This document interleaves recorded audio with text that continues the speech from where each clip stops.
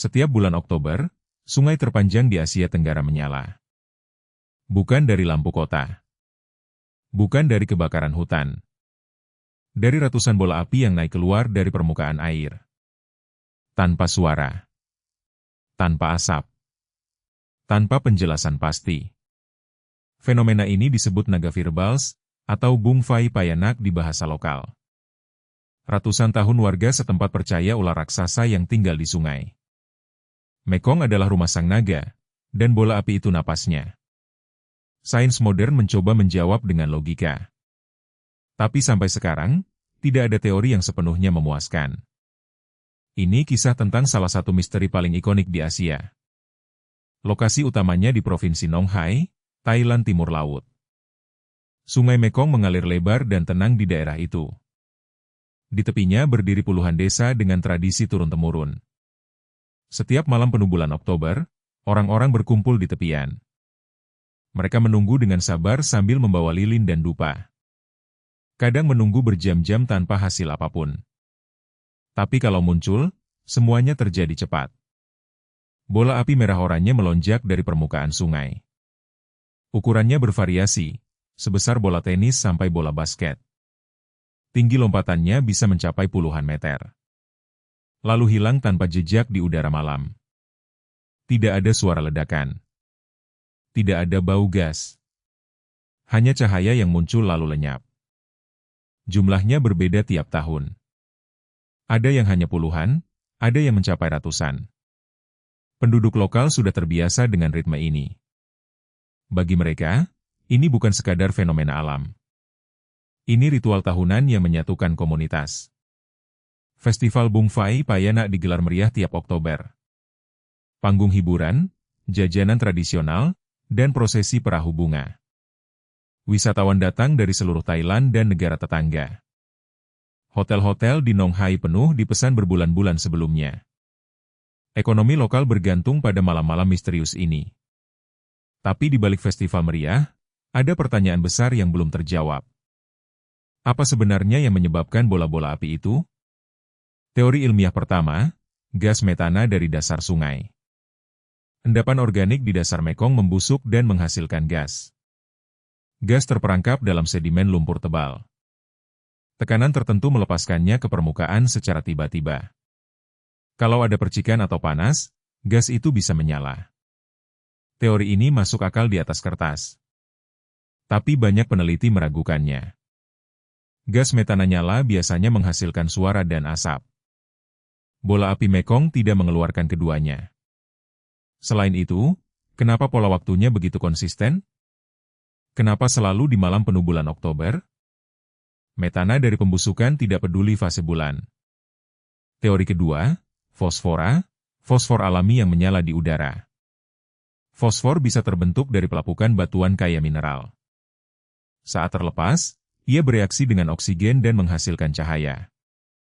Prosesnya disebut kemiluminesensi, nyala tanpa panas signifikan. Teori ini menjelaskan kenapa tak ada suara. Tapi kritikus bilang fosfora jarang muncul dalam jumlah besar. Apalagi secara konsisten tahunan di lokasi yang sama. Teori ketiga lebih kontroversial, manusia.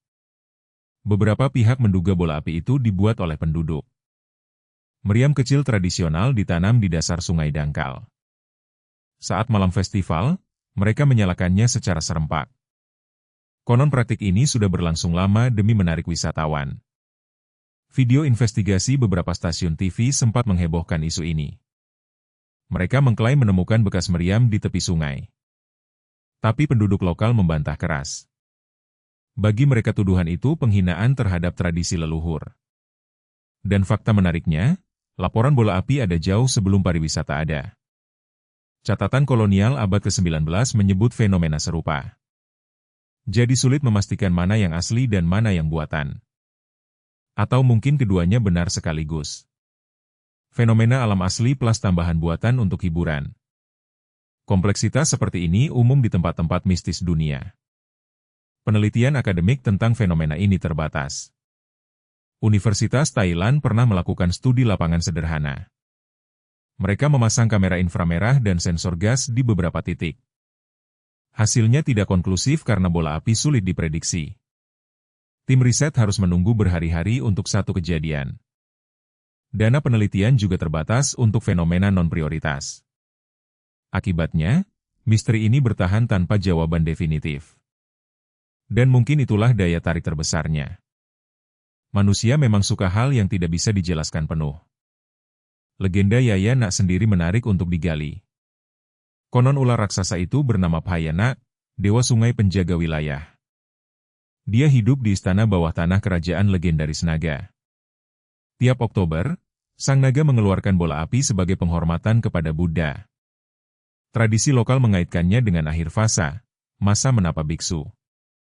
Warga meyakini sang naga ikut merayakan hari suci itu. Cerita-cerita lain menyebut bola api adalah pesan sang naga. Pesan untuk menjaga sungai dan lingkungannya. Menariknya, kesadaran lingkungan memang tumbuh kuat di wilayah itu. Mekong menghadapi ancaman serius dari limbah industri. Proyek bendungan besar mengubah ekosistem sungai. Populasi ikan turun drastis di beberapa segmen. Mungkin fenomena ini juga pengingat alami. Bahwa sungai punya kekuatan dan rahasia sendiri. Bahwa kita belum sepenuhnya memahaminya. Apapun penjelasannya, bola api Mekong tetap fenomena spektakuler. Ribuan orang menyaksikan langsung tiap tahunnya. Kamera modern merekamnya dari berbagai sudut. Analisis video menunjukkan gerakan vertikal konsisten. Kecepatan naiknya cukup stabil untuk ukuran bola beda-beda. Beberapa voltage bahkan menangkap pantulan di permukaan air. Semua data itu tersedia untuk siapapun yang ingin meneliti. Dan mungkin suatu hari, teknologi sensor baru akan memecahkan misteri ini.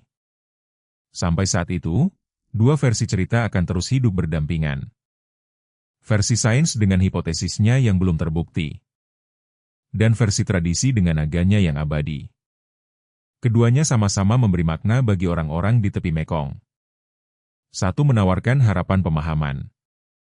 Satu menawarkan warisan budaya yang tak ternilai. Dan malam-malam Oktober akan terus menyala. Menunggu siapapun berani menjawab teka-teki ini. Sejarah tertulis tentang bola api ini lebih tua dari dugaan banyak orang.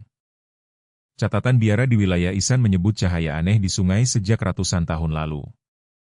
Kronik Kerajaan Lansang di sisi Laos juga punya keterangan serupa. Pedagang Tiongkok yang lewat jalur sungai pernah mencatatnya. Mereka menyebutnya lampu naga yang naik dari air.